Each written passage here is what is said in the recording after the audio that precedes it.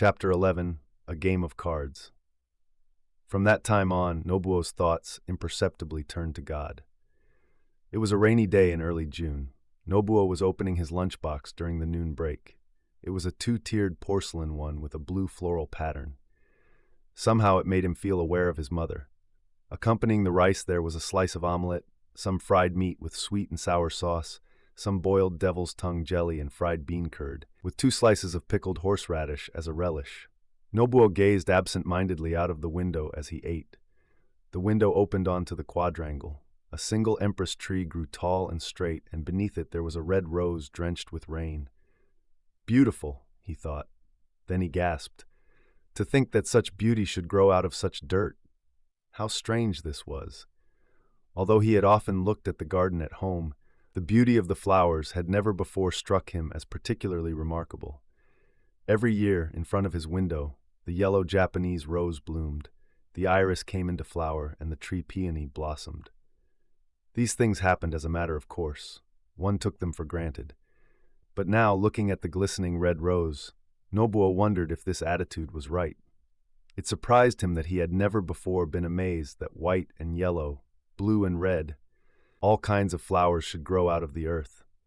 "That's a beautiful rose, isn't it?" he remarked to his colleague at the next desk. It comes out every year." His mouth stuffed with rice, he cast only a brief glance at the rose. Looking at him, Nobuo thought, what an unfeeling creature he must be. But on reflection, he himself was equally lacking in feelings. Until now, he had done no more than comment that a flower was in bloom. If something he had always taken for granted had appeared in a new light, it followed that everything else called for reappraisal. It's not just the flowers, he pondered. In the morning a day begins, and then night comes. That can't be taken for granted. There are parts of the universe where it's night all year long and parts where it's day all the time. And aren't there places on Earth where it's twilight all day long? Nobuo's thoughts rambled on. But first of all, I wonder where I came from. Of course he knew that he came from his mother, but why accept this as a matter of course? His father and mother had not planned to produce this person who was himself. The baby born to them just happened by chance to have his individual personality. But wait, was it by chance? Nobuo remembered the word necessity. Was his existence a matter of necessity or a matter of chance? His thoughts were interrupted by the office boy calling him. "Mr. Nagano, there is someone to see you." The office boy turned away and went out into the corridor. Nobuo had been working in the law courts for only a couple of months. Who could possibly wish to see him? He had no idea. Glancing at his reflection in the rain-spattered window pane, he straightened his jacket and went out into the corridor. There he found a kimono-clad young man standing, a tall, robust fellow with a round face. Nobuo could not recollect having seen him before. Well, Nagano, it's me, Yoshikawa." The young man held out a large hand and laughed disarmingly. "What, are you really? Down from Hokkaido?" Nobuo's voice sounded hollow with surprise. "That's right, I'm Yoshikawa, all right. You're still as pale as ever. I'm sure I'd have recognized you anywhere." Wistfully, he looked Nobuo up and down from head to foot, again and again. Yoshikawa looked easily 5 or 6 years older than Nobuo. "My, Yoshikawa, you really have grown up. Tell me, when did you come to Tokyo?" "This morning. My grandmother died, and my mother said she wanted to attend the funeral, whatever happened. But, of course, it was too far for us to be in time.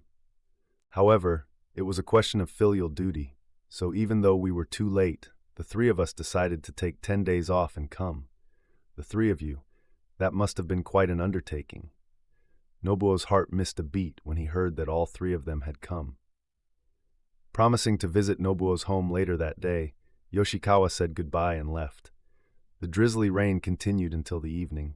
Knowing his friend would be coming, Nobuo was unable to relax. He made innumerable journeys to the front gate and then returned to his room. While he was waiting, there was something else on his mind.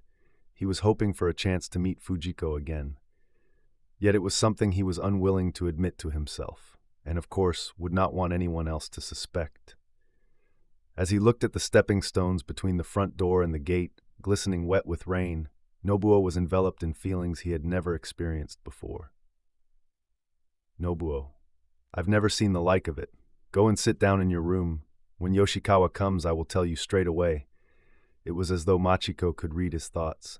He felt vaguely ill at ease.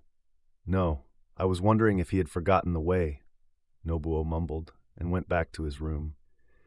It was nearly 10 years since Yoshikawa had left Tokyo, and the place had changed considerably. He tried to persuade himself, but his thoughts produced nothing but anxiety. Not long after that, he heard Machiko call, "Nobuo, Nobuo, someone's here." Flustered, Nobuo stood up, sat down again, then finally got up slowly. Perhaps Yoshikawa has come by himself, he told himself doubtfully. Nobuo caught his breath as he came into the entrance hall. Standing behind Yoshikawa's large form was a beautiful, fair-complexioned girl with her hair parted in the middle. "Come in," he said, looking at Yoshikawa. He was unable to let himself relax and felt stiff and formal. So as not to let this show, he tried to sound at ease. "You're late," he said with a laugh. "I'm terribly sorry. We're like complete strangers in these parts," replied Yoshikawa cheerily and glanced behind him. "I've brought Fujiko along too," he said. "How are you all?" said Fujiko. She turned to Machiko with a nod and then bowed in silence to Nobuo.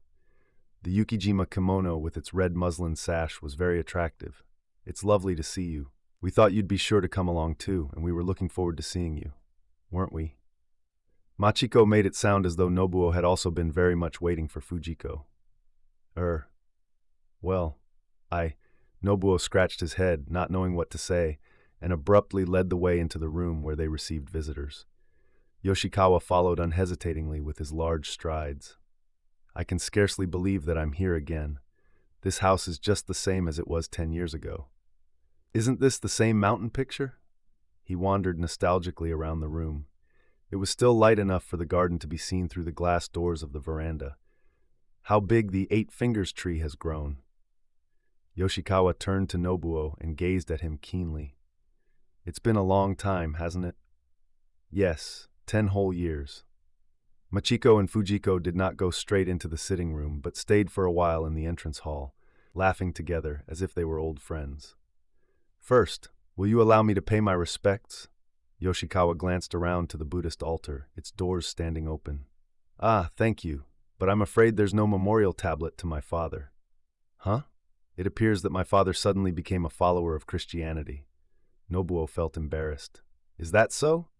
In that case, I needn't have brought any incense sticks," Yoshikawa said unexpectedly, and opened the bundle he was carrying. "However, since you have an altar, these might come in handy," and he laid the incense sticks in front of Nobuo. "And here is some dried seaweed from Hokkaido." He produced a large paper parcel. "That's very kind of you, but it must have been quite something for you to carry this all the way from Hokkaido." Nobuo bowed formally in thanks. Just then his mother came into the room with Fujiko and Machiko. "My, how you've grown! You've turned into a fine young man," said Kiku affectionately, and expressed her condolences over the death of his grandmother and his father, though he had been dead for a number of years. "And your sister has grown into a beautiful young lady." Fujiko's bright eyes and attractively shaped, smiling lips were even more beautiful than Nobuo had ever imagined. Moreover, there was more to her beauty than mere good looks.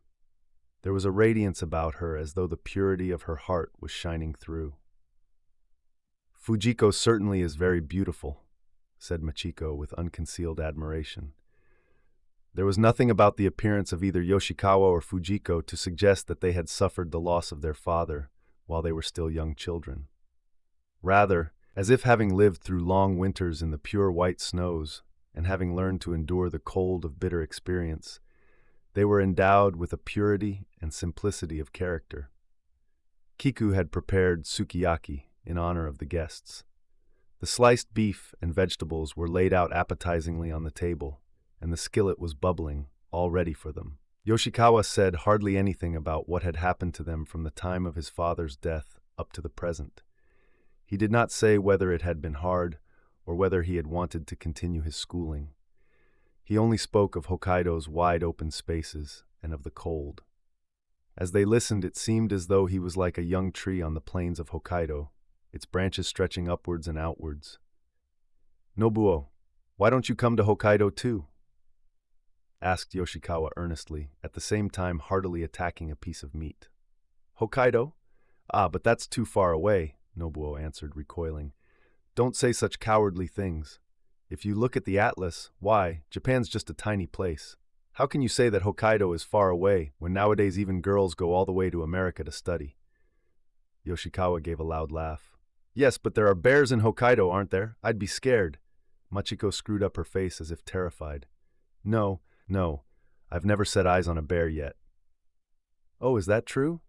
Of course, if you ask me, it's the bears who are afraid of human beings. However many there may be in the mountains, there aren't any in big towns like Sapporo. All the same, I'd be afraid to live in Hokkaido. Not at all. A place like Edo here, all swarming with people, is far more terrifying.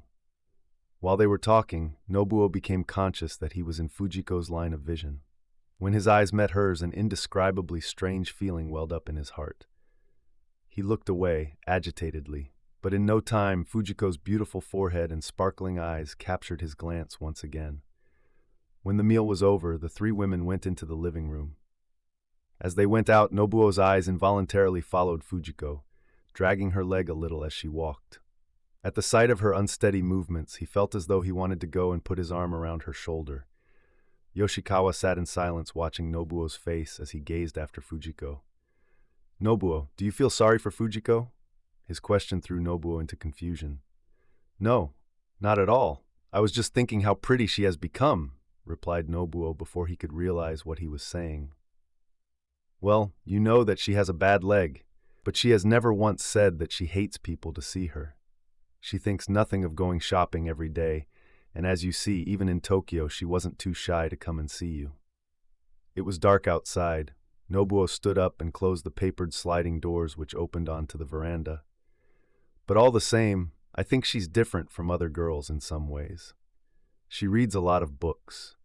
She doesn't seem to be in the least bit jealous of other people. And I've never once heard her complain about her leg and whatnot. You know, I think I'd almost go as far as to say that she's lucky to have a bad leg. It makes her so much more aware of herself in her approach to life. Yoshikawa's face was shining with compassion for his young sister.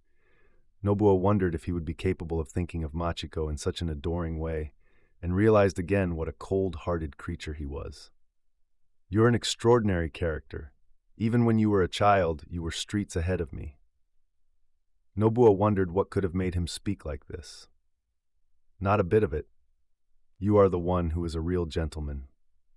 No, I haven't any of your large-heartedness and warmth of personality. There is something indescribably warm about you. I don't know about that, but if there's truth in it, it's due to Fujiko. Ever since I was small, I felt deeply about her leg and wanted to help her above everything else. If I got some cakes, I would want to give most of them to Fujiko. When we were walking, I wanted to let her walk on the best part of the road. I got more pleasure out of seeing Fujiko receiving a gift than from receiving anything myself. Without my realizing it, this has affected my whole attitude to life. You would be the same if by chance your sister, if Machiko, I mean, were disabled in any way. Do you think so? Nobuo replied incredulously. Of course. In fact, something has just occurred to me, Nagano. I wonder if sick and deformed people and such like are not in this world for a special purpose, to soften people's hearts. Yoshikawa's eyes were shining, but Nobuo looked doubtful, as though unable to take in the meaning of what he was saying. That's it, Nagano. Until now, I've always just felt sorry for Fujiko having a bad leg. I've never wondered why she should have been born with this misfortune. I've always thought it was such a terrible shame. But when we see the sufferings of people who are ill, we feel sympathy for them. We wonder if something can't be done to ease their pain. If there were no sick, no disabled people in the world, wouldn't everyone live their lives without showing sympathy or gentleness? As far as Fujiko's leg is concerned, I feel it has had a very big influence on my development. Yoshikawa spoke earnestly. I see what you mean. Perhaps you're right. But on the other hand, not all people are like you, feeling nothing but sympathy for the weak of this world. There are cases where, when a person is ill for a long time, even the members of their own family wish in their hearts that they would hurry up and die. Yes, there's no disputing the fact. Take Fujiko, for instance. Ever since she was small, she has been made fun of, even by little children, and even now there are lots of folk who look down on her. Yoshikawa folded his arms. Muscular and sun-tanned, they stood out against the navy and white of his kimono sleeves. From the direction of the living room, they could hear the voices of Machiko and the others. Is that so? Yoshikawa nodded deeply. Well, let's put it this way. Aren't people like Fujiko a kind of touchstone for the rest of us?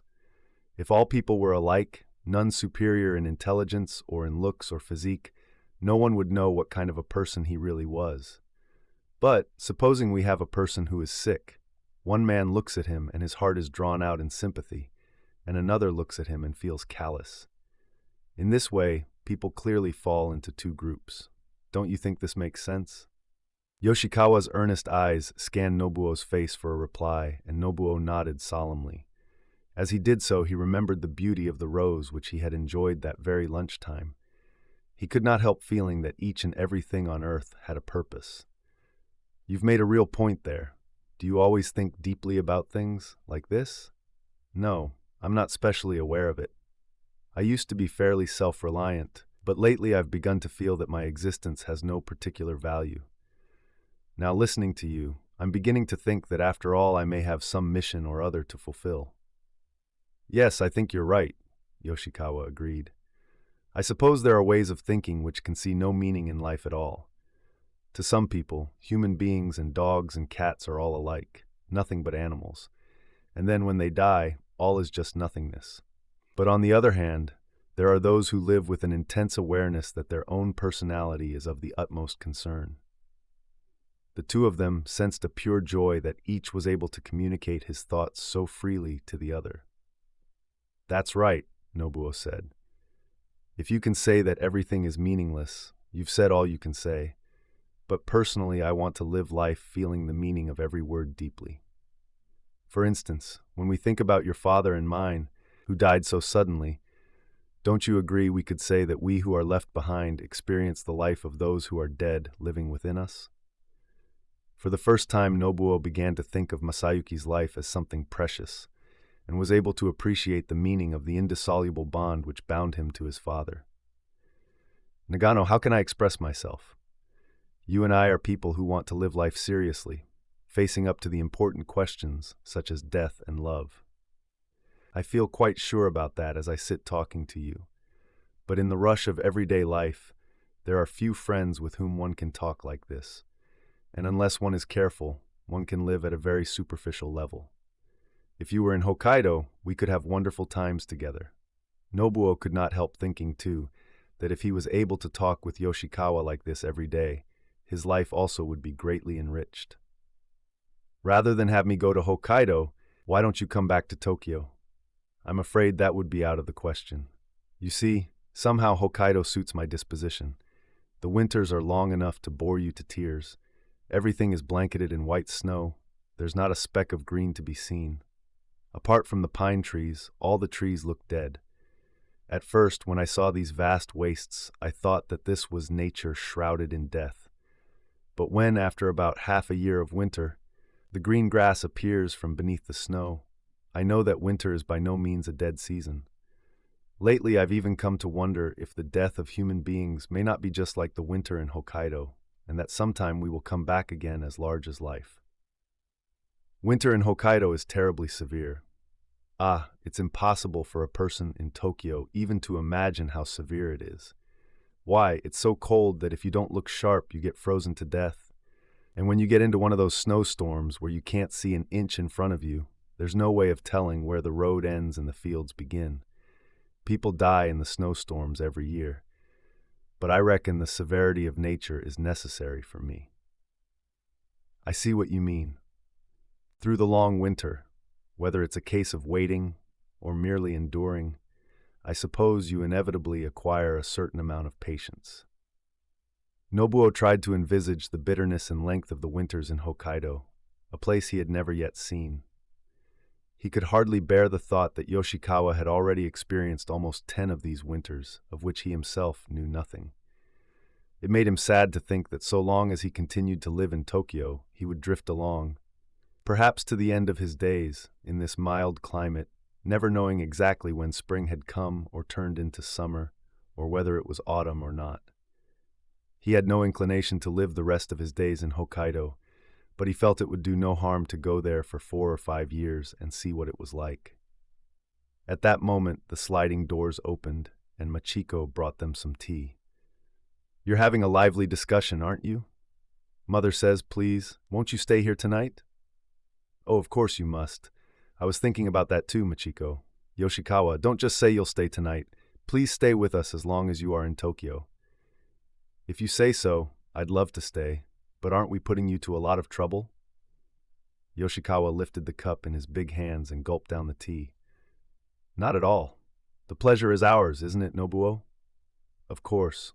Even if we were to keep talking all night long and not go to sleep, we'd still not run out of topics for conversation." Nobuo badly wanted them to stay. "Very well then, we'll impose on your hospitality tonight at any rate," answered Yoshikawa, whereupon Machiko pleaded, "Then let us join you for a while. I wouldn't mind having a game of cards." "Cards?" Nobuo smiled sardonically. Machiko was still just a little girl after all. "All right then, I suppose we could. There's no need for Fujiko to be bored." The 4 young people and Kiku sat down for a game, Machiko next to Nobuo, then Kiku and Fujiko, and Yoshikawa completed the circle. Even Nobuo, who did not usually enjoy playing cards, had an enjoyable evening. "Ah, Mr. Nagano, you had that card all the time." Whenever Fujiko spoke to him, an irrepressible joy filled Nobuo's heart. As the game proceeded, he had a feeling that this evening would be one that he would remember for the rest of his life. That night, he and Yoshikawa slept in the same room, their beds spread out side by side.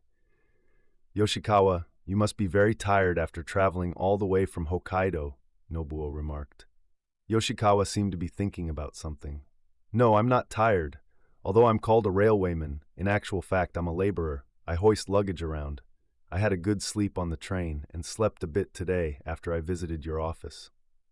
Yoshikawa denied that he was tired, but the tone of his voice seemed to suggest otherwise. Nobuo was puzzled, but did not like to probe further. "You know, Yoshikawa, I read an interesting novel recently.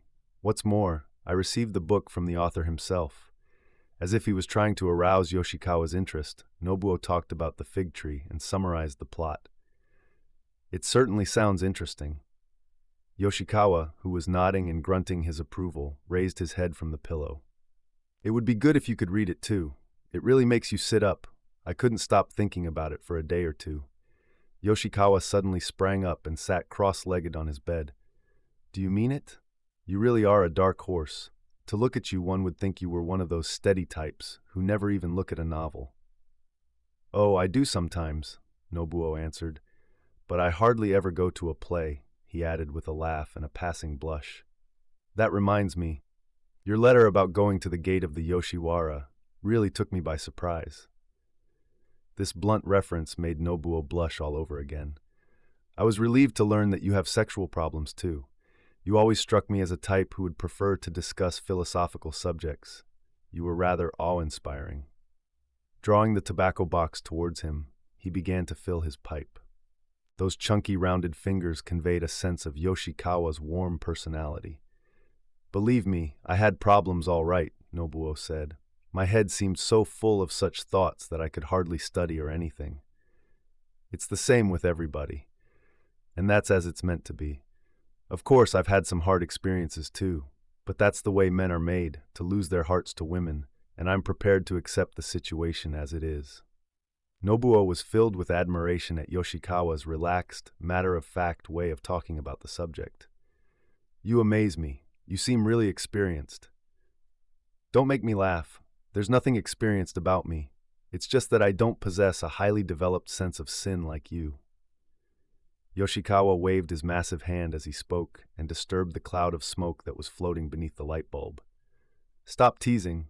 I don't know much about a sense of sin, but I felt it keenly when I read The Fig Tree." Feeling something keenly, that's a remarkable thing in itself. "Yes, but I hardly know anything."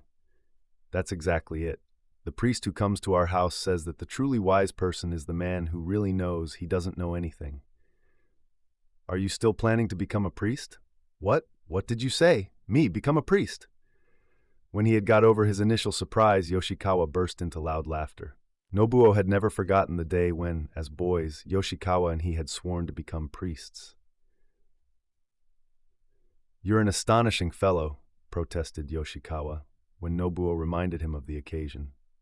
"That was just a boyish dream. There's nothing wrong in having such dreams when you're 10 years old, and when you're 15 it's reasonable to have the aspirations of a 15-year-old.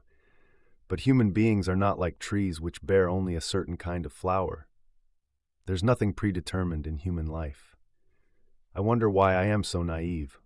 I've always had at the back of my mind the fact that I swore to you I'd become a priest. So much so that in working in the law courts I felt I was doing something wrong." At this, Yoshikawa roared with laughter for the best part of a minute. When he became more composed, Fa studied Nobuo's face keenly. "Nagano, you are a good person. You are absolutely sincere. I never imagined that a person like you existed, here in the very heart of Edo," and he laughed softly in admiration. Nobuo was embarrassed by his own naivety, but he was delighted by the way Yoshikawa was looking at him, as though wrapping him round with the warmth of his gaze. "Listen, Nagano, I plan to work on the railway to the end of my days. All I want to do is to see Fujiko married to a good man, find a woman who just suits me, get married and raise 5 or 6 children, and do my duty by my mother so that she can say it has been good to be alive. I think that's just about the kind of life I seem to be cut out for." Nobuo gazed into Yoshikawa's eyes. They looked so wise, and nodded. It seemed that here was the perfect example of the dignity of living an ordinary life. In this Meiji era, when anyone and everyone had dreams of self-advancement, it was a rare experience to hear anyone talk as Yoshikawa did. In this age, when so many young men dreamed of graduating from university with a bachelor's degree or a doctor's degree, or becoming a cabinet minister or a millionaire, it took a certain amount of courage to speak as Yoshikawa did. Moreover, it was not merely a case of Yoshikawa being resigned to his fate. Rather, having chosen nothing more ambitious than to live for the rest of his life as a railwayman, there was a positive air of self-possession about him.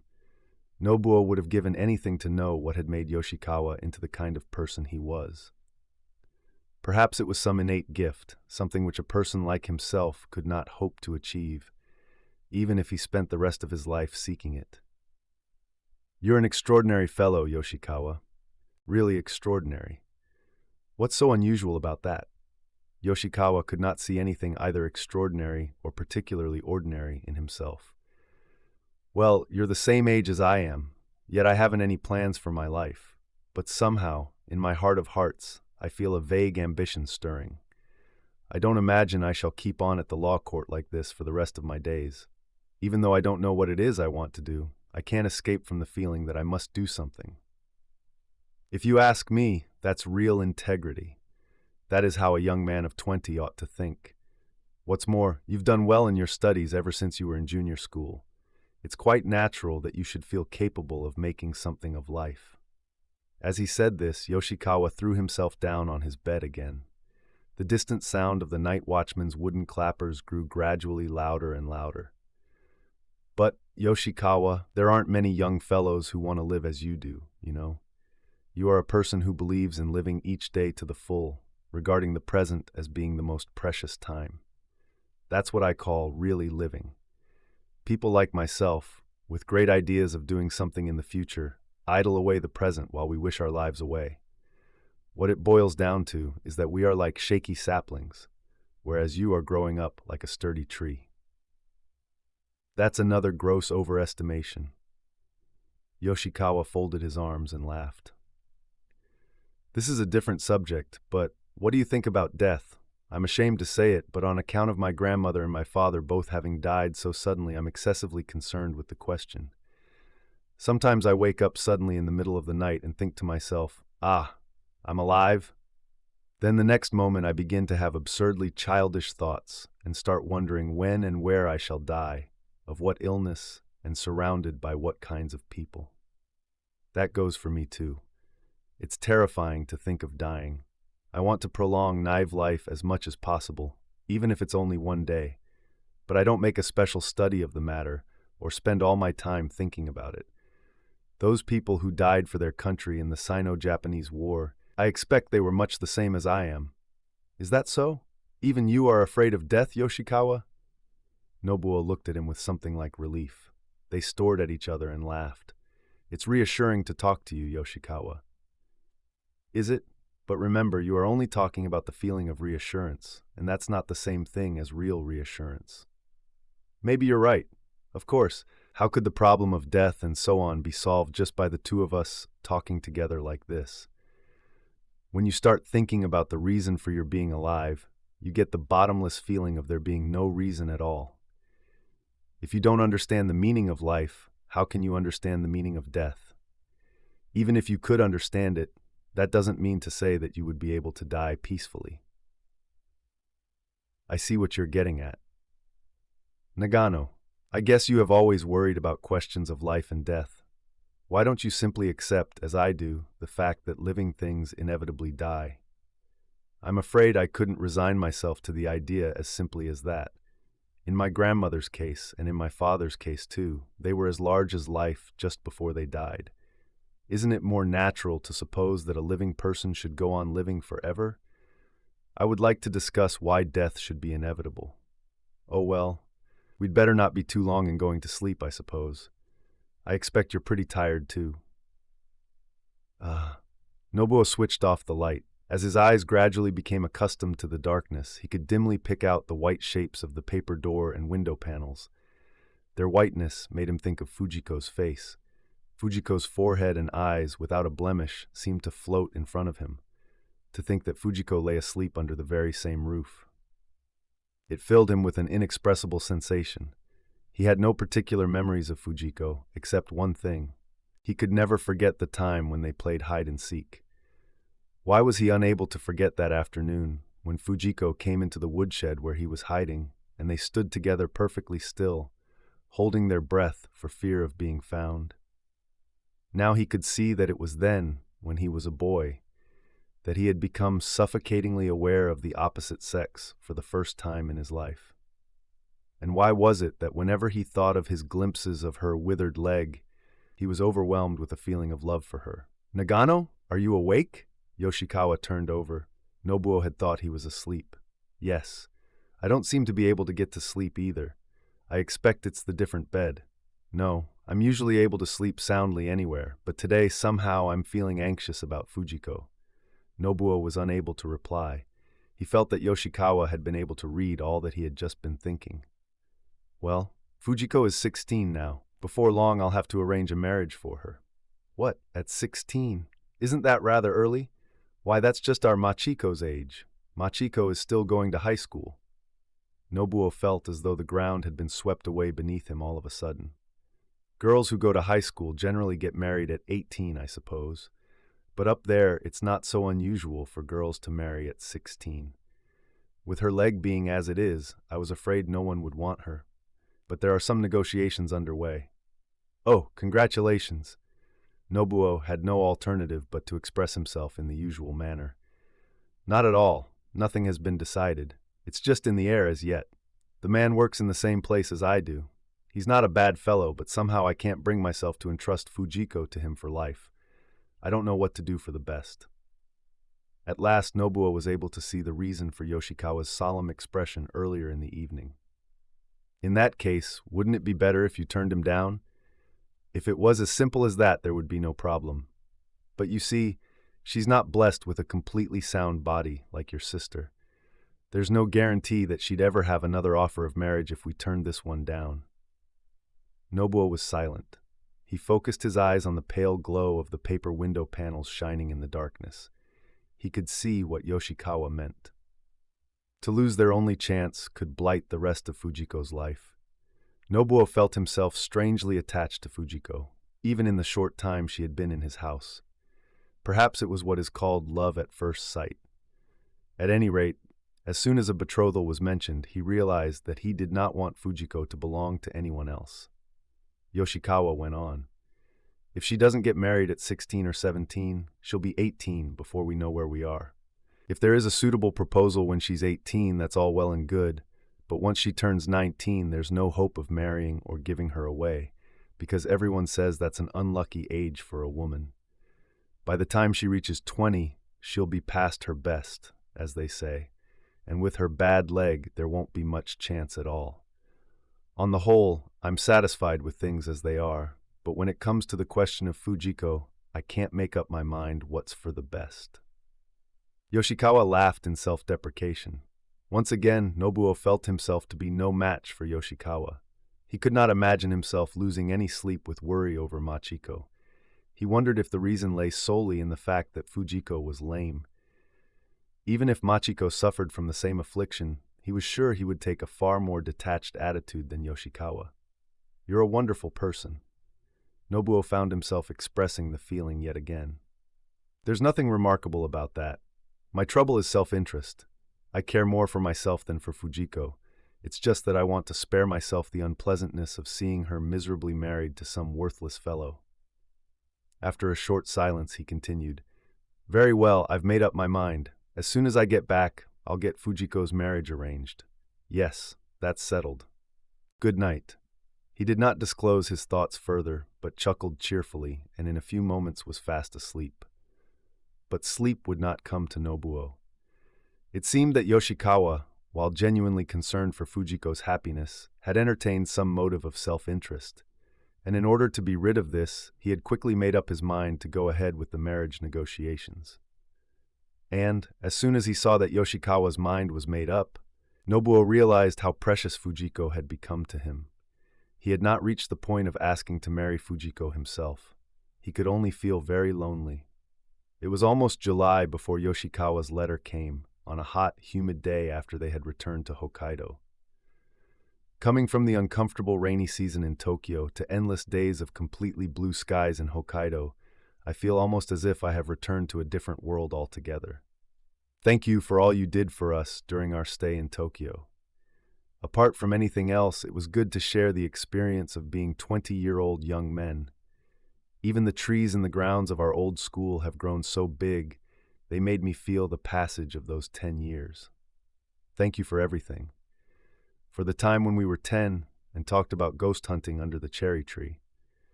For the times this spring when we strolled round the Ginza and Asakusa. For all the times we spent together. Silly Fujiko can't get the time when you had your palm read in Asakusa out of her mind. You remember, that bearded old fogey said that you would have a short life. Well, I suppose I should have said the same at a guess.